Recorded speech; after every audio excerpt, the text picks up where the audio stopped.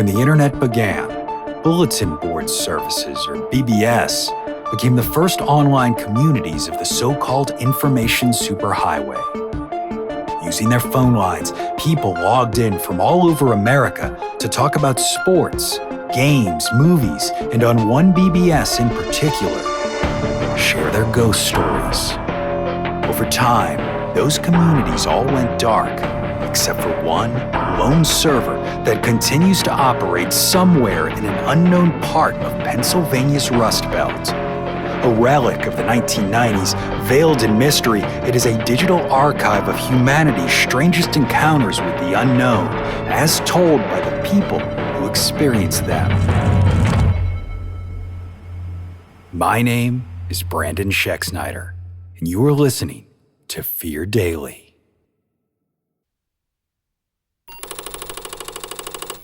Subject: Red Flags.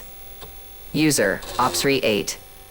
Posted August 3rd, 1997.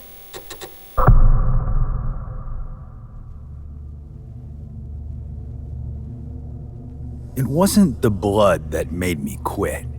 I want to be real clear about that up front, because whenever I told people where I worked, they always got caught up on the blood, like that was the worst part of the whole thing, as if a little spilled plasma is some big terrible deal. Haven't you ever cut your finger and sucked it clean? No, the blood was not the problem. It was the people, if you can call them that.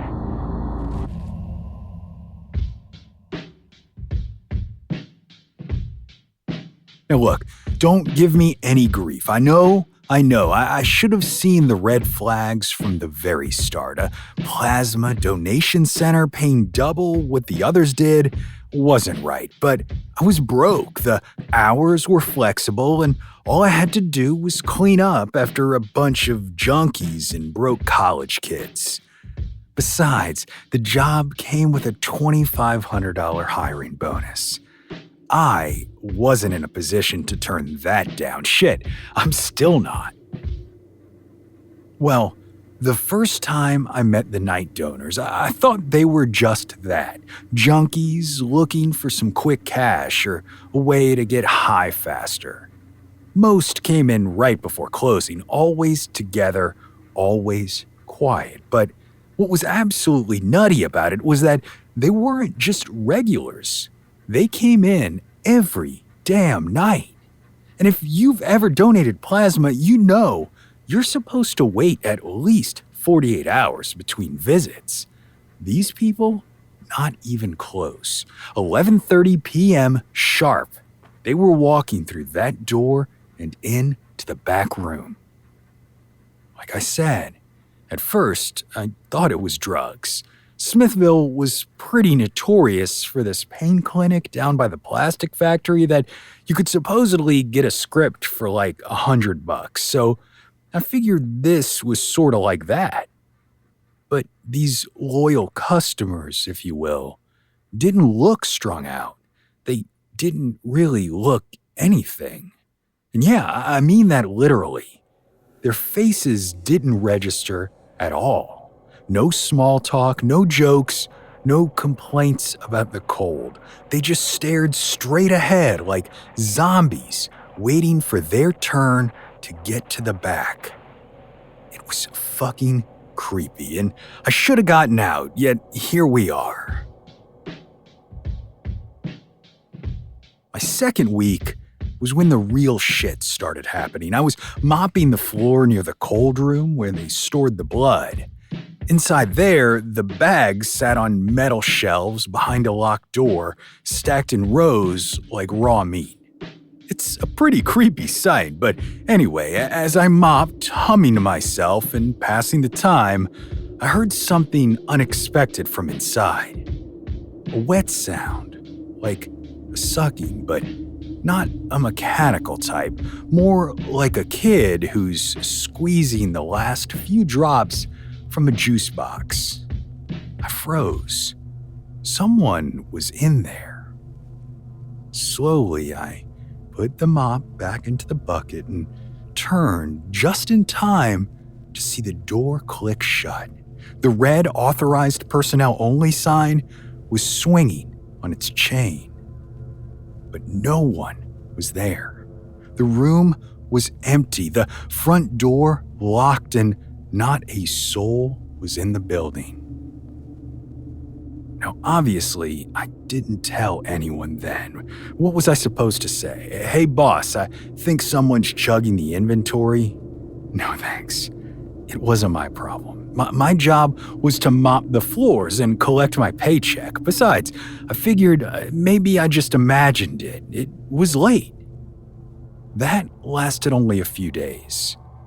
By week 3, I'd noticed the loyal customers weren't the only ones acting weird. The staff was changing. Initially, it was little things as well. The nurse I'd seen joking with donors my first week was now completely silent, her eyes hollow. The guy who worked the front desk didn't blink anymore. The manager, who had been perfectly nice when I started, now barely acknowledged me.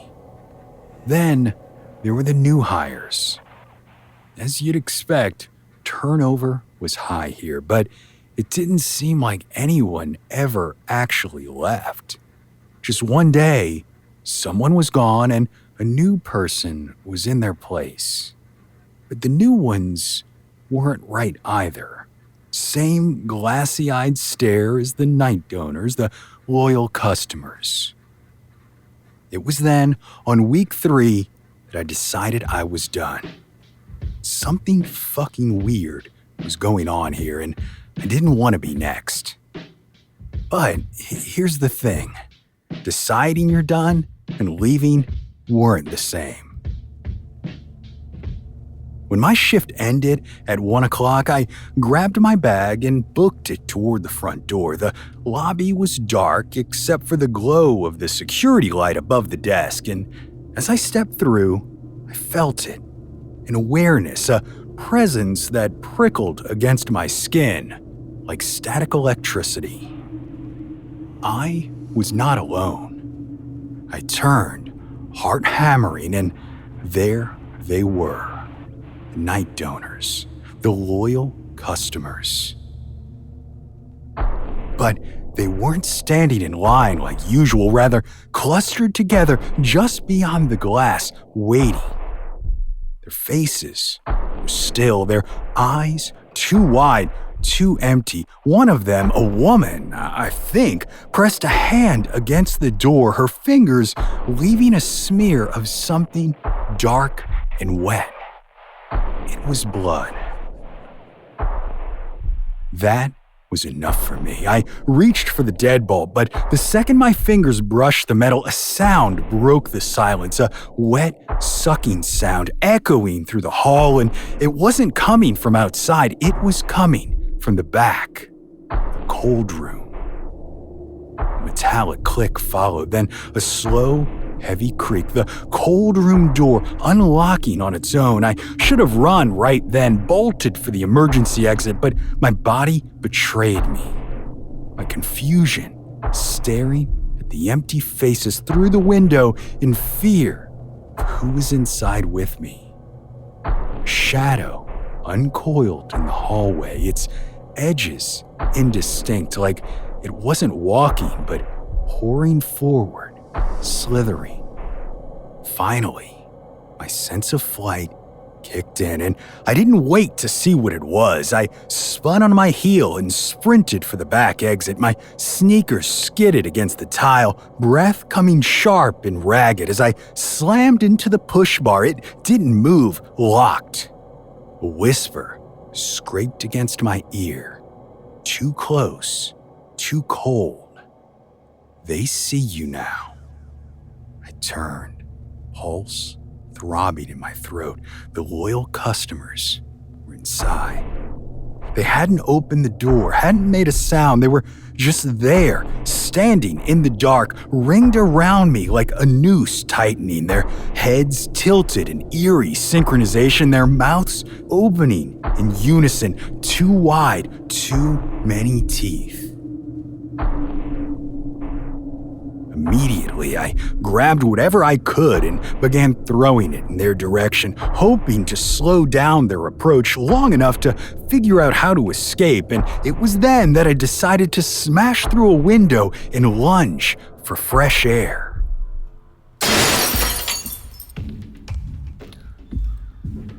Covered in scratches from broken glass, I ran as fast as I could. I ran to the nearest road and I tried waving down someone, anyone, to stop and pick me up, but 4 cars passed before anyone had the heart to do it.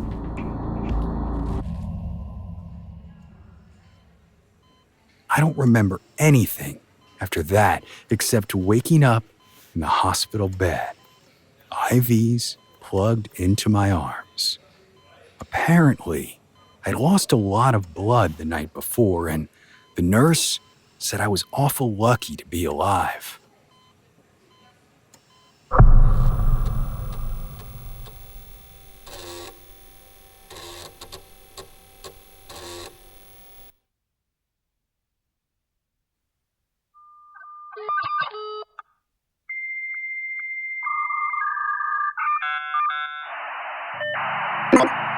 Subject, Good Bones. User, MMR23X. Posted, April 8, 1996.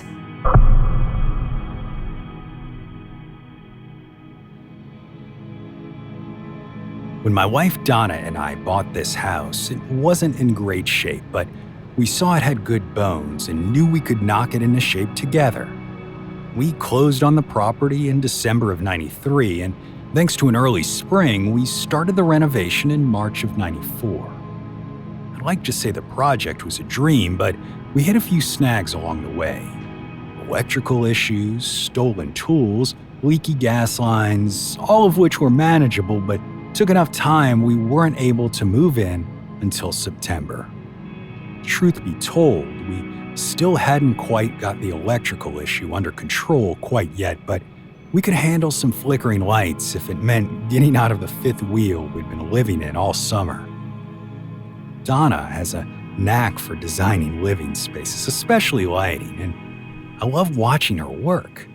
Within 2 weeks, our house actually started to feel like home, and we breathed a collective sigh of relief.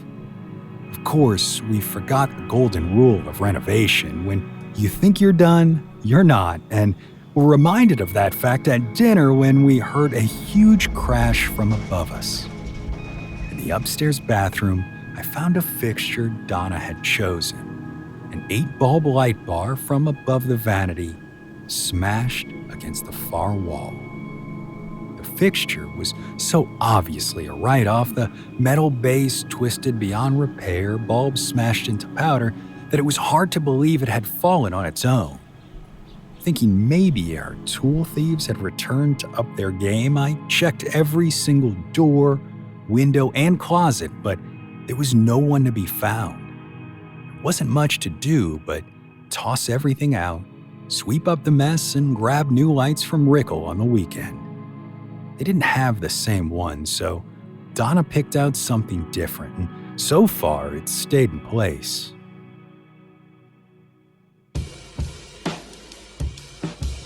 You might be wondering how we didn't clue in that something unusual was happening in our house, but neither of us are particularly religious or into scary things, so the notion that a refurbished gem of a house was haunted never occurred to us. As far as the light goes, I thought maybe I hadn't wired it properly and it had overheated enough for the metal to bend out of shape when it fell. In retrospect, does seem like a silly assumption to make. The basement door was what finally clued us into the possibility we may not be alone here. It's a holdover from the original house, a big, heavy piece of black walnut that would have cost us a fortune to buy new. It has an old forged latch on it, but no matter how many times we made sure to lock it when we went to bed, it would be unlatched and open in the morning. The first time it happened, I did the same as I had when the fixture fell. Checked every door, window, and closet in the house, but nothing was missing or out of order. The only possible explanation seemed to be that we hadn't latched it before bed, so the next night we double-checked it before going upstairs. That morning, there it was again, lolling open at the far end of the kitchen. Even though no one seemed to be getting in, this was unnerving, and we eventually bought a door wedge to keep it shut. It didn't make a damn bit of difference. Every night, we'd kick the wedge in as far as it could go. Every morning, it would be on its side, and the basement door would be ajar. It was Donna's friend Rachel who suggested that we might have a ghost. The girls were having a wine night, and I was just about to head over to the Forum to catch a Titans game when Donna called me into the living room. "What's up, Don?" "Hey, Rachel." Rachel smiled at me. "Hey, Billy." Rachel thinks she knows what's going on with the basement door. "Oh? I didn't know you were handy, Rach." Rachel blushed a little while Donna gestured toward me with her wine glass. "Go on, tell him." "Maybe you have a ghost," Rachel said quietly. I chuckled. "A ghost, like a Ghostbusters ghost?" The red in her cheeks deepened. "Not quite like that. My college roommate had one. We were hanging out, reading magazines, and I went into her kitchen for something. There was an old man standing there. He had an old-style suit on, maybe from the 30s or something. I was startled because I thought we were alone, but just assumed it was her grandpa or something. I said hi and asked if he was there to see my friend. He just smiled at me and disappeared." "Disappeared, as in faded away?" She shook her head. No. 1 second he was there, the next he was gone. I was just stunned, but when I went and told my friend, she just said, "Oh yeah, that's my ghost." Like it was the most normal thing in the world, so maybe you've got one of your own. I didn't put much stock into it, but I agreed that anything was possible and excused myself. Donna was asleep when I got back, but she brought it up again the next morning. "What if we do have a ghost, Bill?" "I mean, I don't know. What did Rachel say we should do?" "She said we should talk to it like we would another person. Just say that we're okay sharing the house with it so long as it respects us and doesn't hurt or frighten us. Like it tried to do with the light fixture?" Donna smiled sheepishly. "I did say that to Rachel, and she said the new fixture was much better. Maybe the ghost just wanted to have a say in how we decorate." I threw up my hands. What could it hurt? Sure, why not? What do we do? Donna said we had to go into the kitchen, which we did. She then said out loud to no one in particular that whoever was in the house was welcome to stay, but we live there too now. We love the house just as much as they did, and if they wanted something changed or didn't like something we'd done, we were willing to fix it as long as they didn't tell us in a way that was destructive or frightening. She also said that we would prefer the basement door stays closed because having it open lets the heat out into the basement. The whole thing seemed nuts to me, but after it was all said and done, Donna was satisfied, which meant I was too. And you know, it was the damnedest thing. The following morning, the door was shut, and it stayed that way every morning since. The lights have stopped flickering too. Go figure.